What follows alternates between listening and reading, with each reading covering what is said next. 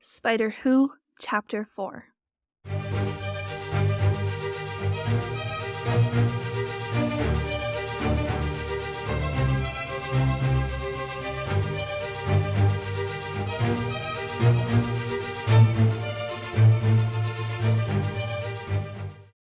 All this was completely out of the realm of possibility, and Tony was more than a little agitated.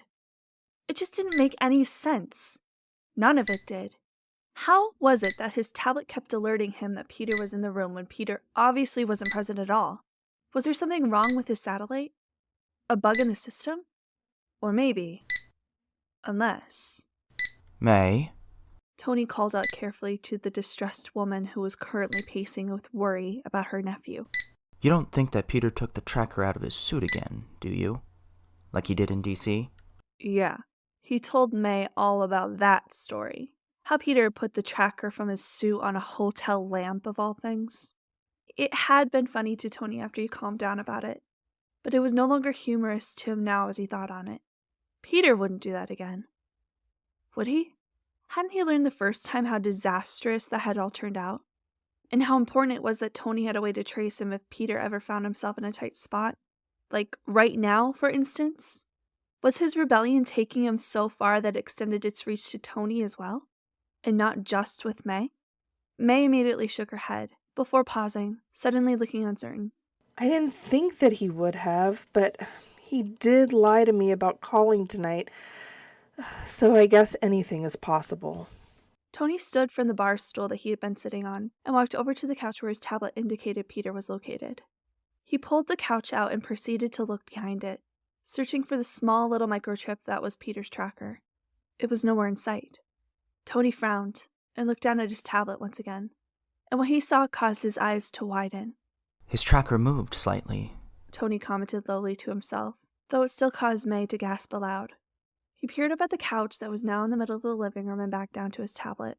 But it's not in that direction, he said, indicating to the couch that had been moved in the opposite trajectory that Peter's dot was currently on.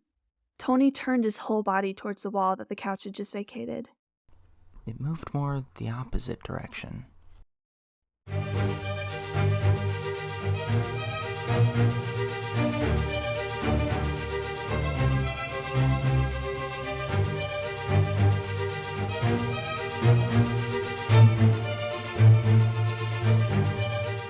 I think I'm drifting off fast. Spider-Man said, his voice laden thick with sleep. When they had finally released each other from their hug earlier, they both silently decided to lie down on the bed, resting parallel while staring at the ceiling on their backs. It was clear that Spider-Man was nearing the point of exhaustion. His eyelids drooped nearly every 3 seconds as he fought to stay awake. Well, that makes sense, Mary Jane whispered back as she turned her position on the bed, now facing him. You've had quite the busy night.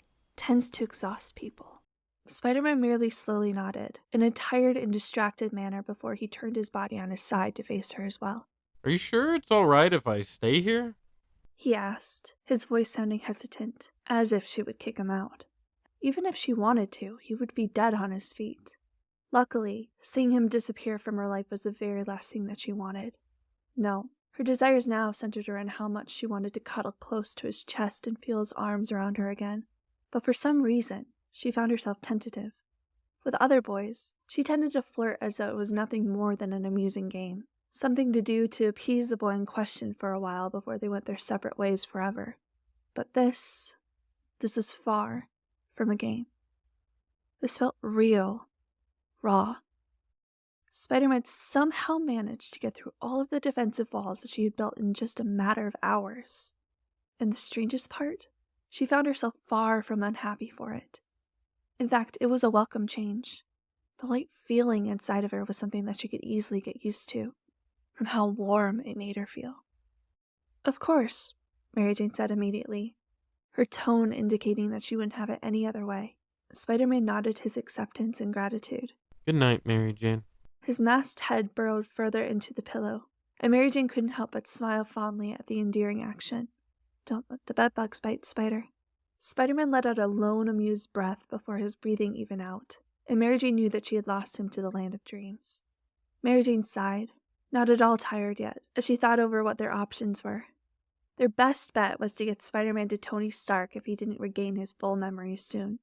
But Mary Jane found her innermost thoughts and desires rebelling against the idea. She wanted to be the one to help Spider-Man with his recovery, and she knew the reason why. She didn't want to let him go. If he left, who knows when she would see him again, if she would ever see him again.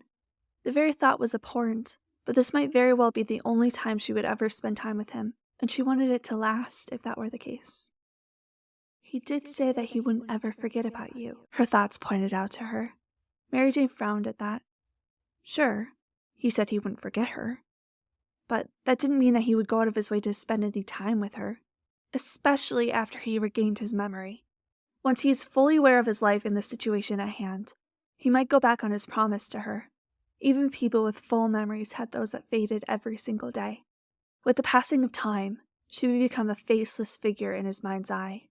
Just a simple good Samaritan that happened to be in the right place at the right time, but no one that he would go out of his way for. He was a busy guy, after all. While Mary Jane, her memory of this night would be acute, something that she would look back on frequently.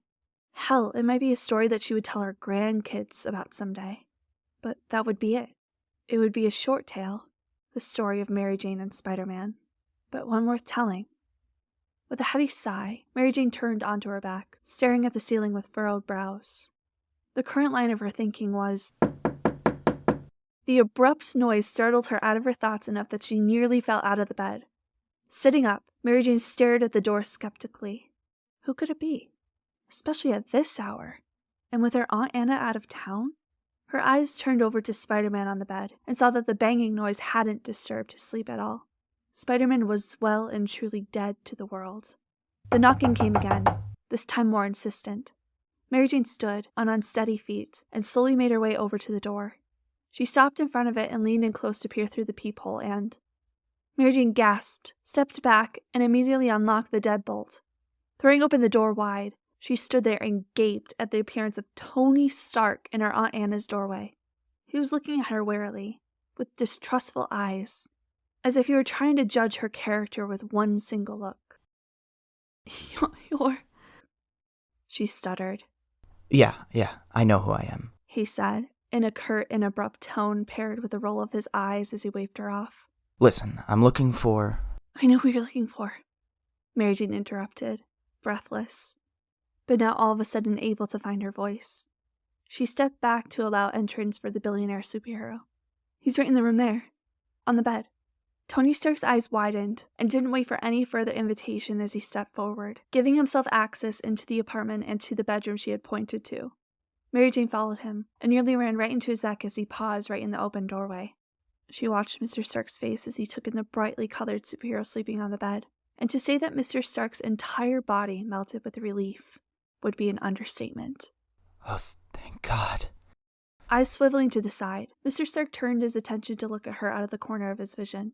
There was an underlying suspicion that swam in the depths of them, but it seemed that he was choosing not to voice it aloud quite yet. How long has he been unconscious? Mary Jane leaned against the doorframe opposite of him as she crossed her arms with leisure. He wasn't just a moment ago. He only just fell asleep. It was clear that Mr. Stark wasn't pleased by her answer, judging by the distinct downturning of his lips. Then why didn't he just leave before? Unless... He turned to look at her fully now. He isn't hurt, is he? Looking over at the boy in question on the bed, Mary Jane bit her bottom lip. According to what he told me, he only had a few scrapes and bruises, but those have apparently already healed, but... Then why didn't he at least check in to let us know he was all right? Tony snapped, looking quite agitated as he closed his eyes and pinched the bridge of his nose. She could tell that he was trying to restrain his emotions while in front of her, but he wasn't succeeding all that well. Mary Jane held up her hands defensively. He didn't know, okay? Look, Spider-Man, he has amnesia. Mr. Stark's eyes snapped to hers, tension once again taking over his body. What happened? So she told him everything that occurred. With the explosion, Spider-Man hitting his head on the metal dumpster, and Mary Jane finding him and taking him here. He's been remembering bits and pieces, Mary Jane continued, watching Mr. Stark, but unable to get a read on his emotions. Like, he remembers a bit about you and how he originally got his powers. But the rest is just blank. For now. I think that his super healing is mending his brain as we speak. She finally stopped talking, waiting for any sort of reaction from Mr. Stark. Approval? More of his ire? Anything was better than the silence. But he didn't give her much of one. Instead, he walked forward and sat down on the chair next to the bed, looking at Spider-Man's prone form. Mary Jane stayed standing in the doorway, watching them both, until finally, Mr. Stark broke the silence. Well, he still has his mask on. It was just an observation, but still, Mary Jane nodded, even though Mr. Stark wasn't looking at her to see the movement. It just didn't seem right. He wears a mask for a reason, and he was completely helpless. He was putting all of his trust in me. I couldn't betray it. Tony turned his head to look at her, this time with appraising eyes. I guess we can be glad that it was you who found him rather than anyone else. Thank you for taking care of him, and for keeping his secret safe. Melting a bit against the doorframe, Mary Jane smiled at the praise. Up until a moment ago, Mr. Stark had been nothing but abrasive towards her. It seemed that she had finally won some approval points from the man and gotten past his hard exterior. It was really nothing. If anything, Spider-Man made some great company. You ever notice that he tends to talk? A lot? Mr. Stark barked out a laugh. The noise still didn't serve to wake Spider-Man from his deep sleep. Don't I know it? The kid won't ever learn how to shut up. Mary Jane was surprised by the sound of affection in Mr. Stark's voice as he said this. It was clear that Spider-Man and Tony Stark were closer than anyone realized. The thought caused a smile to come to her face, knowing that she was putting Spider-Man in good hands. How did you even know that he was here? She asked suddenly, curious. Mr. Stark held up the tablet that she had forgotten he was holding. There's a tracker in his suit, put there for instances just like these. Mary Jane grinned. Convenient. Yeah, so listen, we better get going.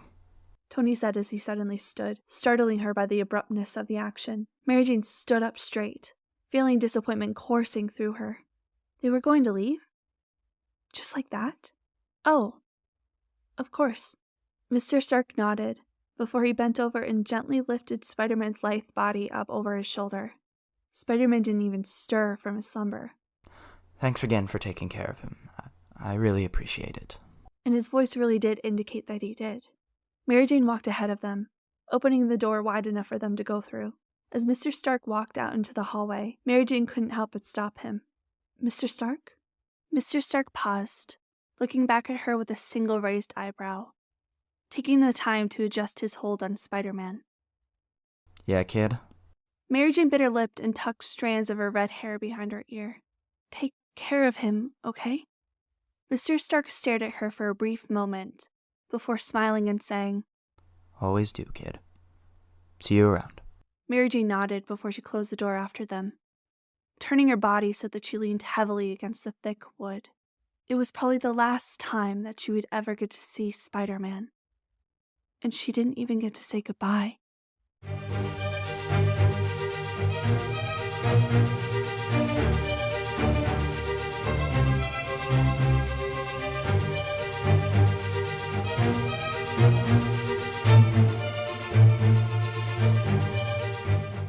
Hey everybody, thank you so much for listening to Chapter 4 of Spider-Who. I would love to know your thoughts and opinions down in the comments down below, and make sure that you also like and subscribe.